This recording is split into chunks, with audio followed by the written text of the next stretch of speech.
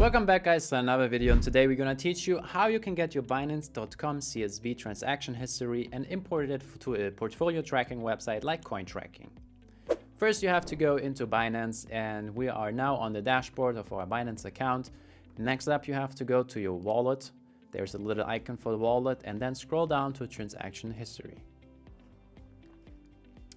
At this side on the far right you will see export transaction records. You click that, and then you have to set a customized time frame for the transactions to download. Important to know is that with Binance.com you're limited to 1 year period. So you will have to download, let's say, November 22 until November 23, and then so on and so on. So if you started crypto in 17, you will download 17 until 18, 18 until 19, and so on and so on. And then you have a bunch of CSVs.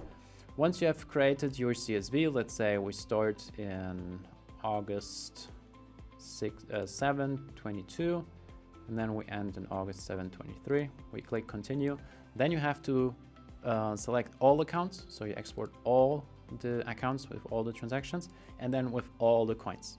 Once you have that pre-selected, then simply click generate, and generating the report has started. This can take up to 3 hours or maybe sometimes 15 minutes.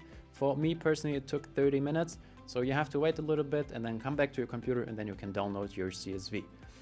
Down here you see the CSV files. When they're generated, you can download them, and then all the ones they expire. So please keep your archives organized. From time to time, download your CSV files, and then later on, if you want to go to like a portfolio tracking software to do your crypto taxes, for example, then you can go to CoinTracking and import that easily.